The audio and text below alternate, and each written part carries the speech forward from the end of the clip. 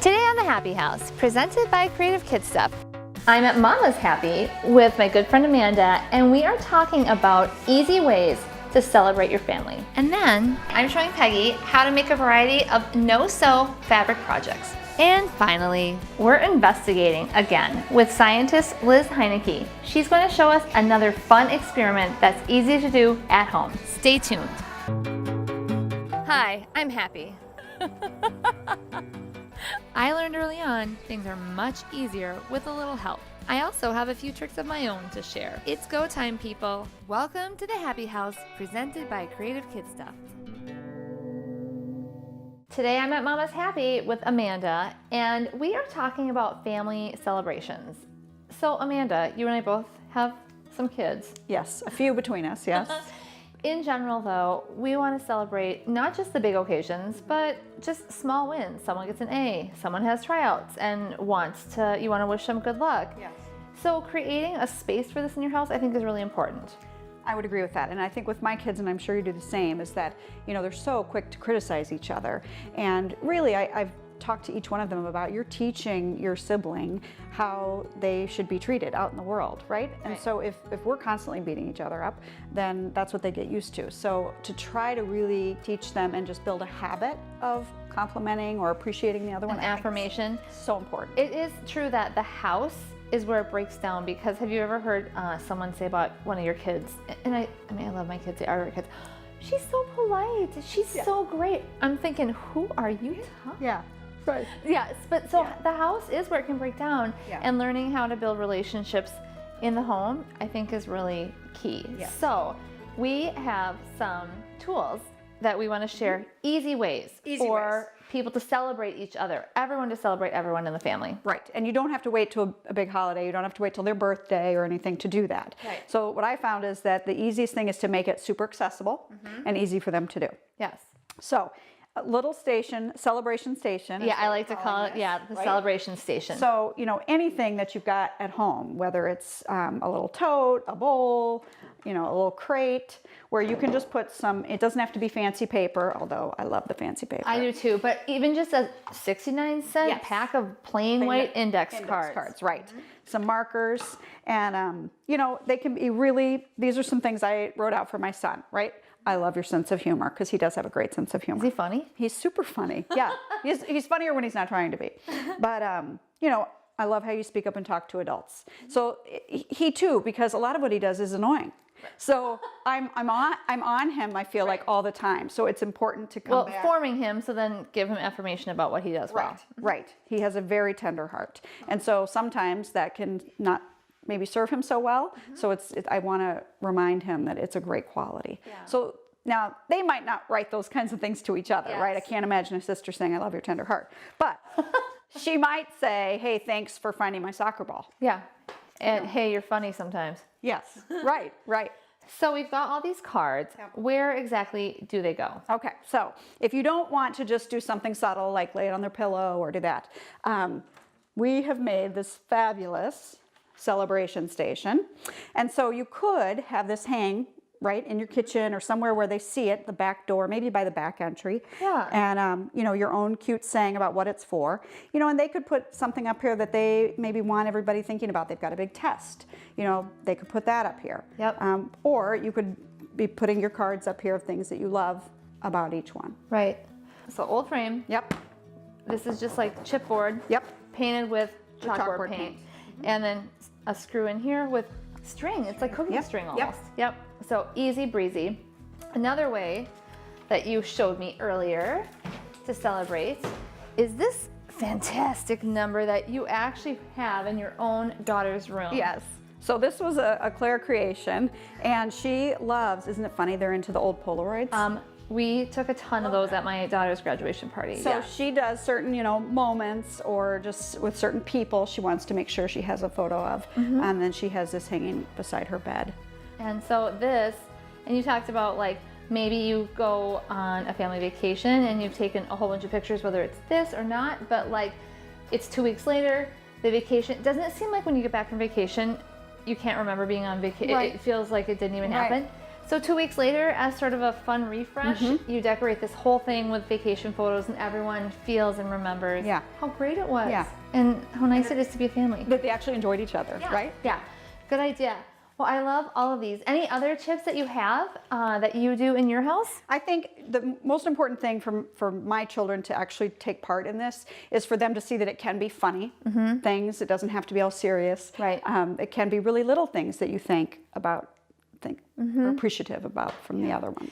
And honestly, I don't know if this is going to happen, but what I think is great is when we empower our kids to celebrate each other. Maybe one morning I will walk out and see, thanks, Mom.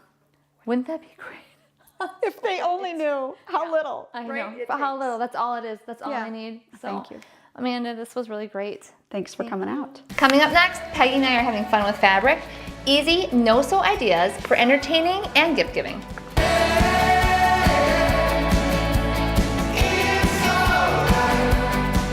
I am with Peggy today, and we are going to have some fun with fabric, Peggy. Ooh, I like fabric. So I love fabric, as you know.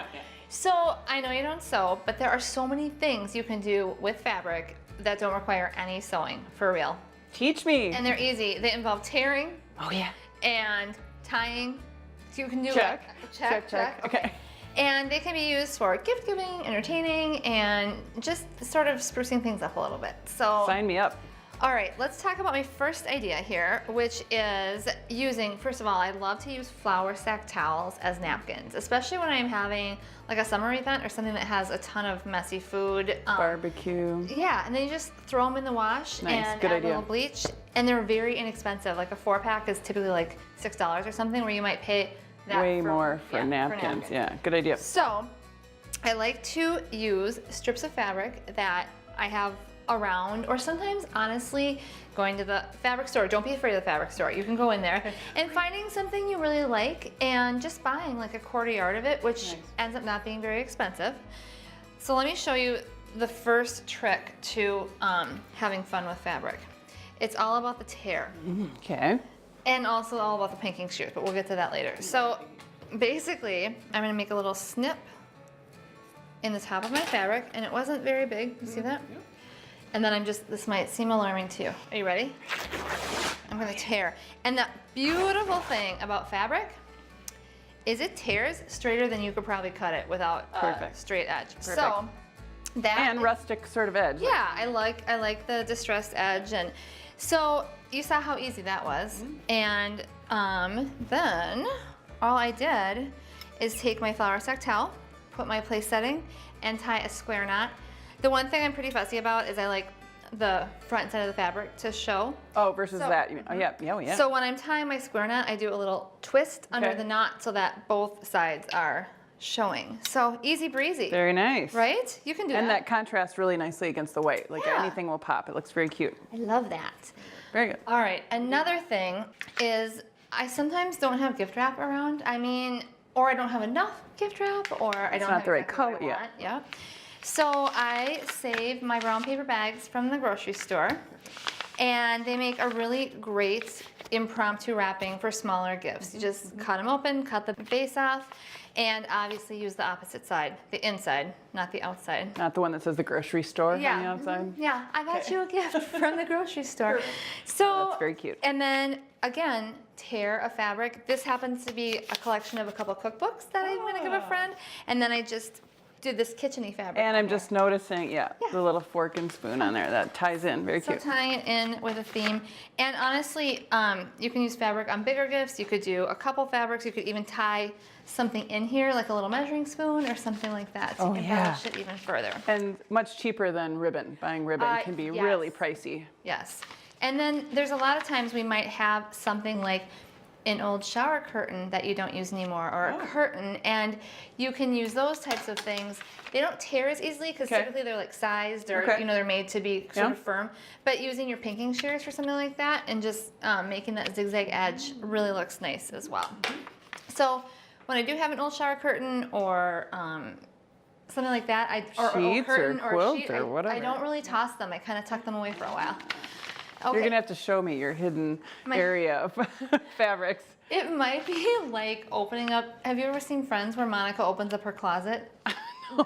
She just had shoved everything in there for several years. Okay, I don't know if I'll show it to you, but you can't. I won't tell anybody. I won't speak of it again. Okay, then a really quick and fun gift for a crafter or a sewer, if you do happen to know a sewer, Okay.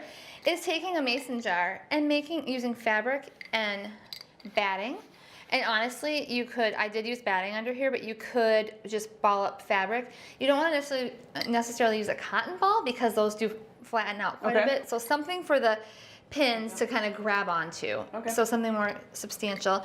But honestly, all you do is cover the inside lid of this, and hot glue it down and fill it with sewing notions. And it's a really great gift. Really, Yeah. I like that. Maybe this might be for you. Yeah, you mean? You can start sewing. Oh, well, I'm out. Okay, so I am a huge fan of mason jars, as are you, or canning jars. And one easy way, and I did this for my daughter's graduation, one easy way to make a table look put together and display flowers, easy breezy way, is to simply rip strips of fabric and tie them around these jars. I'm going to show you how this looks.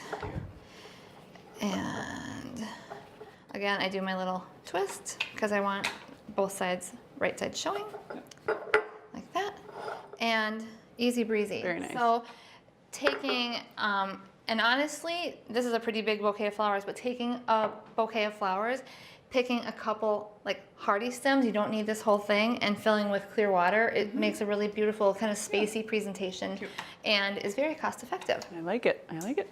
So have you ever seen those adorable buntings that they hang at parties, like they might say happy birthday or something All like over that? social media right now. Yeah. They're typically triangles pointing down. I don't have time for that, Peggy. I don't have time. That seems like that would involve measuring. I don't know. Well, and a lot of cutting, and the idea I had is to take some coordinating fabrics. I've got this whale and these polka dots here, and all I did was tear wider strips. Okay. Then you simply use a sturdy, I would use a white rope with this, white rope or cord, Okay. and drape these over the top. So you can see it's doubled up, drape it over the top. Okay. And then you could take ribbon or other strips of fabric, or I happen to be a really big fan of rickrack. So taking some rickrack, tying it around, securing it to the rope, you make it as long as you want. So you have a bunch of these on your rope. All strung across. Yep. So these would probably go every other, or I might probably throw in a third fabric. And it just sort of adds festivity and also ties things in, because my final thing I'm going to show you is you could have these, and then I want to show you a really easy and inexpensive way to make table coverings, which can be pretty expensive also. These I also used at my daughter's graduation. Her school colors were blue and white, so I went to the fabric store and did invest a little bit in this because it's a sturdier, it's like a white denim. Yeah. You could get like a duck cloth. Yeah. You want to get something heavier as your base than like a muslin, which is thin. However, you could also, if you did happen to have an old white sheet or something, even a painting tarp. Oh, yeah. I mean, We you love could, those. yeah, you could cut that up. But this is nice. So I simply made these into strips to make the runner. Okay. And again, this is just raw edges. Yep. And then cut coordinating fabric squares out to make the table square. Oh, so this draped over and this went on, Yep. like it was a round Yeah. table or square. I suppose it would work with rectangular. whatever. Yep, and works at a diagonal. That's really cute. And then we had the front Oh, yeah. with the coordinating tie, Super cute. and it looked really great, and it was super fast and easy to do. Oh, yeah. You could throw this on and just. And then save these, so let's say I never ever need to use this again. I still have this fabric, and I can then use it later for gift wrap, or use it later to. Another fun idea is using your pinking shears, because that's a little bit more finished.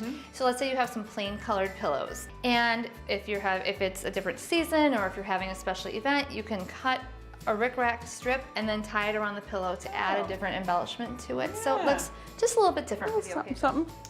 So, These are great. are you going to use any of these ideas? Yeah. Heck yeah. Are you going to read my I'm going to fabric? raid your fabric. It's all going to All right, I'll share. I probably have enough to share. Okay. All right. Doesn't take much. All right, thanks for hanging out with me today. Thanks for showing me all these little tips and tricks and. Fabric, who knew? Coming up next on the Happy House, we're back in the kitchen with scientist Liz Heineke, learning another really cool experiment. Yeah. time on the Happy House, we are with Liz Heineke, one of my favorite scientists because she's so fun. Liz, you're so fun. I am? Yay! And we have 2 junior lab assistants. Actually, they probably know more than me. I'm just along for the ride, but I think they know more than me, actually. so we are going to do an experiment today, and honestly, I have no idea what it is. So teach me, teach us. Okay, this project is called Vegetable Vampires. Can you guys say vampires? Vampires. So what do you think that plants drink? Something we drink? Something in water, yeah. Plants drink water. But how do you think they suck it up? Roots. Yes, they suck it up from the, see, she's smart. They suck it up through the ground, through their roots, and then they carry it up into their leaves using something called capillary action. Can you say capillary? Capillary Action. action. Oh, you got it. That's fantastic. What exactly is a capillary? A capillary is a long, thin tube, and plant cells are actually long and thin. And physical forces, water molecules like to stick to each other. So physical forces allow the plants to draw the water up through these long, thin cells. Okay. So this is called capillary action. And we can observe this by using a Napa cabbage. Does this look delicious? They're pretty good in salad, actually. That looks delicious to me, honestly. Yeah. I'm kind of a veggie nerd, though. I like veggies a lot. Yeah, they're super delicious. And the cool thing about these is they're really light colored, right? So if we put food coloring down here in some water, we can watch the plant drink up the food coloring. But first what we have to do, so parental supervision required with this, I'm gonna do it. We're gonna cut this off at the bottom. We're gonna give this cabbage a fresh cut. You can see I put a rubber band around the top to hold it together. And then I'm actually gonna cut it right down in the middle. So I'm dividing these leaves into 2 parts, right? So now this one piece of cabbage, this one cabbage plant can drink up 2 different colors of water, right? And I'm gonna put a rubber band on each of these. Now what I would like for you guys to do while I do this is put a bunch of food coloring. You can have blue and you can have red. Put a bunch of food coloring in this water for our plant to drink up. And this just pops off. It seems like it should twist, but it's Yeah, it pops off. And you need a lot, so you'll be able to see it. If the water's just pink, you can't really see it very well. more is more. More is more. Okay, more. And kids love food coloring, right? Who doesn't? They can't get enough. Yeah. When I say put 1 drop in, usually kids put about 4. Is that So, good? yep, you can put about 20 drops, couple more. Ooh. This Okay, blue is so shaping up over How here. fast do you think the plant's gonna drink up the water? I don't know. Maybe sort of slow. Do you think so? Well, we're gonna test that. So let's put. Do you think fast? Fast? Do you think it would drink it up in 1 hour or 1 day? All the way from the bottom to the top. Bottom to the top. How long do you think it would take? An hour. Okay, well, we're gonna test that. So what we're gonna do, but first I think our vampires need some eyes. What do you think? For sure. So you can use red peppers and olives and whatever you want and decorate your vampire faces. But what you guys are gonna do is each of you is going to stick toothpicks. We're gonna add a couple eyes to our vampires. So here you go. Can you stick that through there? Here you go. Here's another one.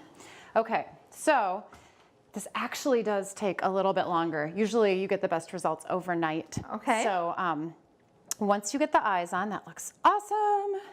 Okay, let's put your other eye on. It's perfect. Nice. You just have 2 Tupperware containers. I'm gonna put them so they can be kind of tight together. Fantastic. We are gonna put our vampires into the 2 different colors of water, and we are gonna let them drink. Now, you can also look at it from the other side. It's a little harder to see because the leaves are darker. Is it drinking it up right away? Can you see it going up yet? No. No, it takes a little while.